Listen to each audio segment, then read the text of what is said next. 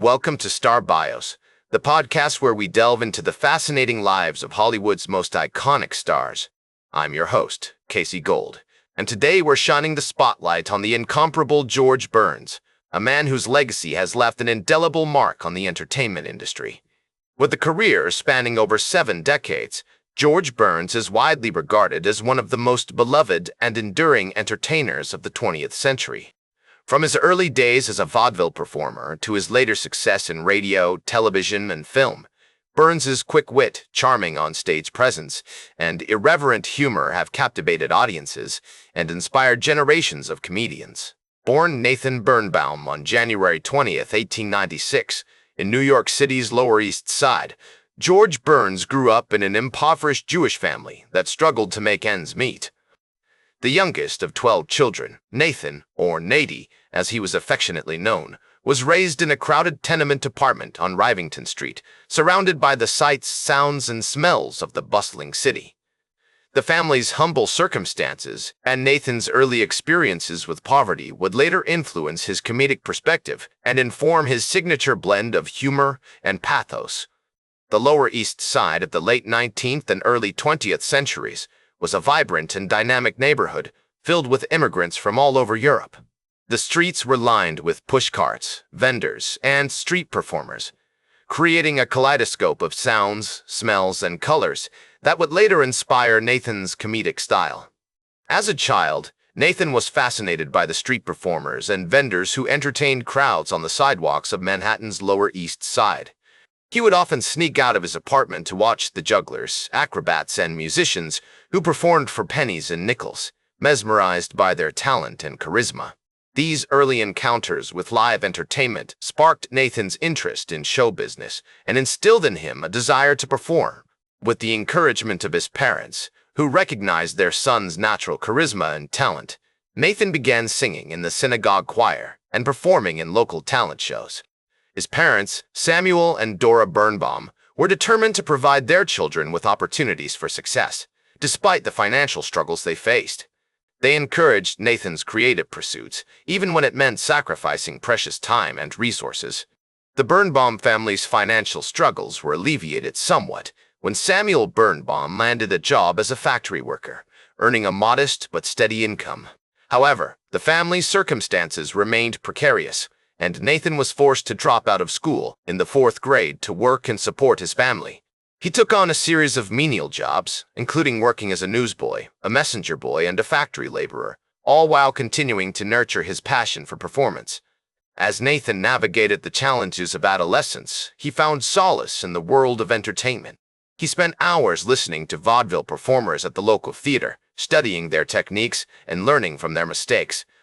He was particularly drawn to the likes of Charlie Chaplin, W.C. Fields, and Eddie Cantor, who were redefining the art of comedy with their unique styles and irreverent humor. In his early teens, Nathan began performing in local vaudeville theaters, singing and telling jokes for small audiences. It was during this period that he met his future wife and longtime partner, Gracie, who would become an integral part of his act and his life. The couple's early performances together were marked by a playful, bantering style that would become the hallmark of their comedy routine. As Nathan and Gracie honed their craft, they began to develop a keen sense of observation, studying the people and world around them for comedic inspiration. They drew from their own experiences, as well as those of the people they met on the streets, in the theaters, and in the factories. Their comedy was rooted in the everyday struggles and triumphs of the working class, making it relatable and authentic to audiences across the country. Growing up in New York City during this period also exposed Nathan to the vibrant cultural landscape of the time.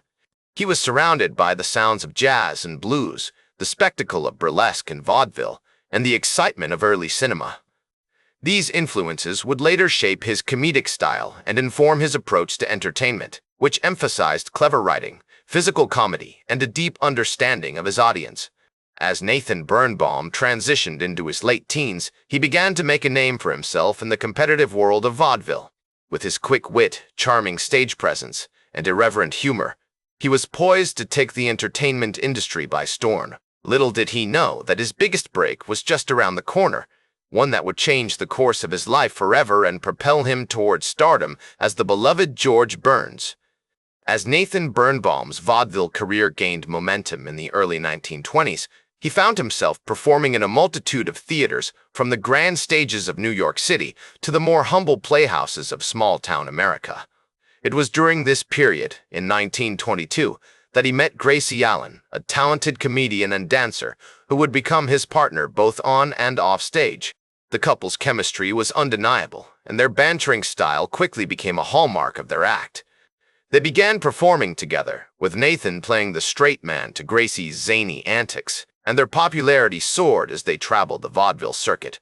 Their performances were a masterclass in comedic timing, with Gracie's quick wit and Nathan's deadpan reactions leaving audiences in stitches.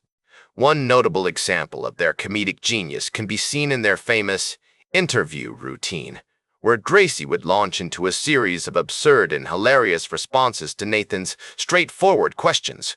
This clever bit of comedy not only showcased their individual talents, but also highlighted the effortless chemistry between them.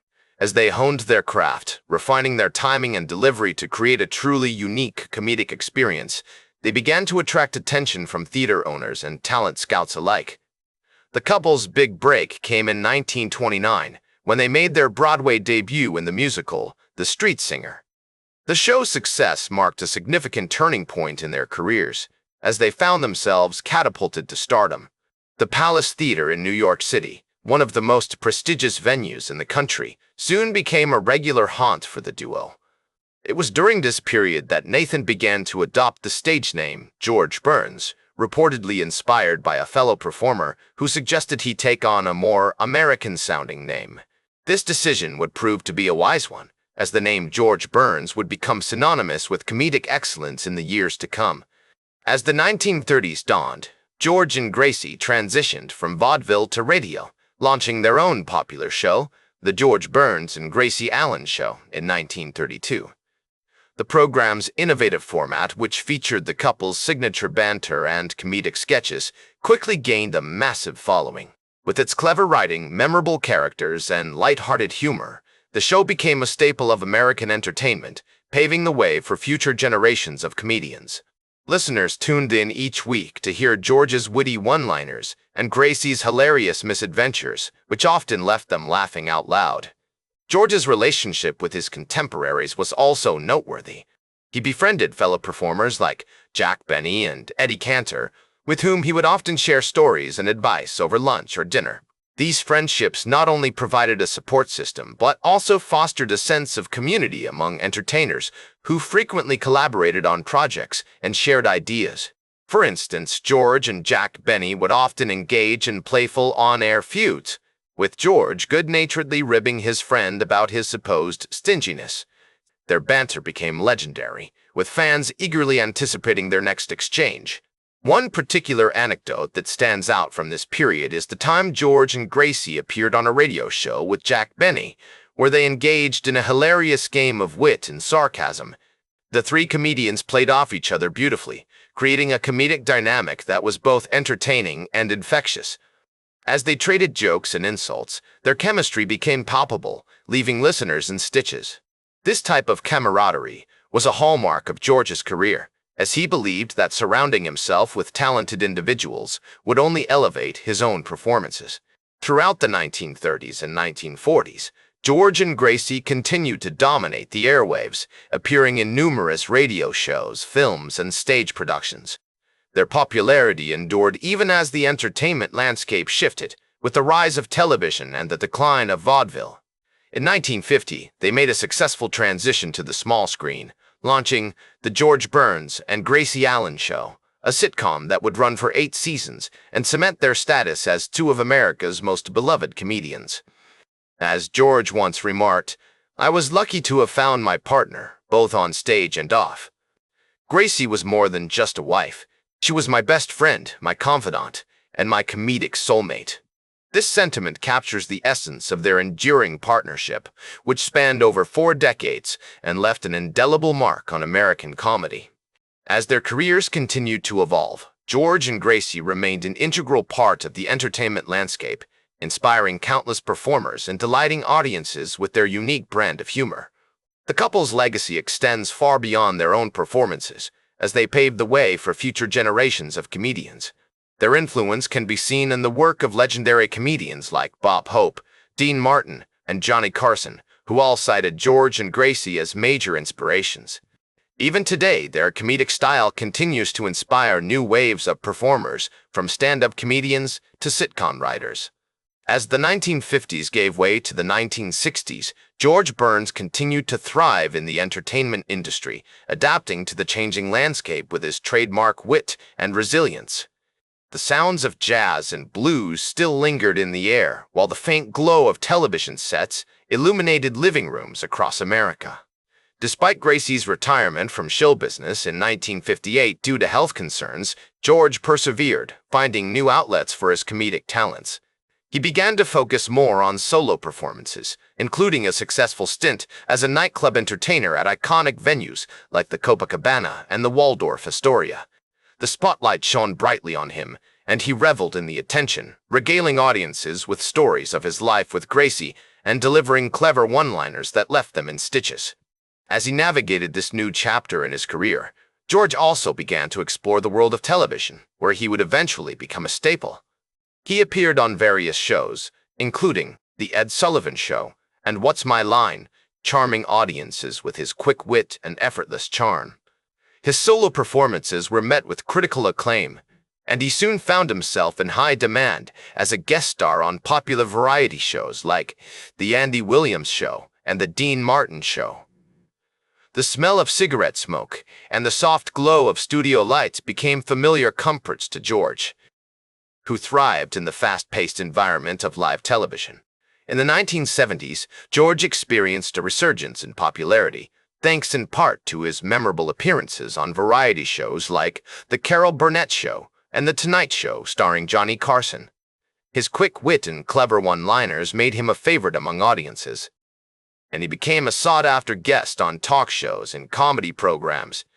As he once observed, "At my age, I'm not sure what's more surprising, that I'm still working or that I'm still waking up in the morning." This self-deprecating humor endeared him to fans of all ages, who appreciated his willingness to poke fun at himself and the absurdities of life. Throughout his later years, George remained committed to his craft, continuing to perform and create new material well into his 90s. His dedication to comedy was unwavering, and he inspired countless younger performers with his tireless work ethic and passion for making people laugh. He would often regale them with stories of his early days in vaudeville, where he honed his skills alongside other legendary comedians like the Marx Brothers and W.C. Fields.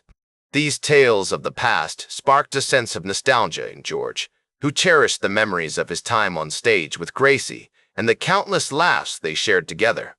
In 1988, George published his memoir, Gracie, A Love Story, a heartfelt tribute to his beloved wife and longtime partner. The book offered a glimpse into their remarkable relationship, which was built on a foundation of love, trust, and mutual respect. As George wrote, "Gracie was more than just my wife. She was my partner in every sense of the word." This poignant memoir not only showcased George's writing skills, but also provided a touching tribute to the woman who had been his rock for so many years. George Burns passed away on March 9, 1996, at the remarkable age of 100, leaving behind a legacy that continues to endure. His impact on American comedy is immeasurable, and his influence can be seen in the work of countless comedians, writers, and performers who followed in his footsteps. As Bob Hope once said of George, he was a master of the one-liner, a sultan of satire, and a king of comedy. This high praise from a fellow legend is a testament to George's enduring impact on the world of entertainment. Today, George Burns is remembered as a true giant of American entertainment, a man whose contributions to comedy and show business spanned over 8 decades. His partnership with Gracie Allen remains one of the most beloved and enduring in the history of comedy, and their work continues to delight audiences around the world. In reflecting on George's life and legacy, it's striking to consider the sheer breadth of his accomplishments, from his early days as a vaudeville performer to his later years as a beloved television personality. Through it all, he remained true to himself and his art, always striving to make people laugh and to push the boundaries of what was possible in comedy. Despite facing numerous challenges throughout his career, George continued to adapt and evolve, always seeking new ways to make people laugh and entertain. His legacy is a reminder that, with hard work and determination, we can all leave our mark on the world and bring joy to those around us. And so, as we bid farewell to this chapter in the life of George Burns, we're left with a sense of awe and appreciation for the incredible impact he had on American comedy. His story will continue to inspire future generations of comedians, writers, and performers, ensuring that his legacy endures for years to come. That's all for today's Star Bios. Remember to like, share, and subscribe. And until next time, I'm Casey Gold reminding you to keep shooting for the stars.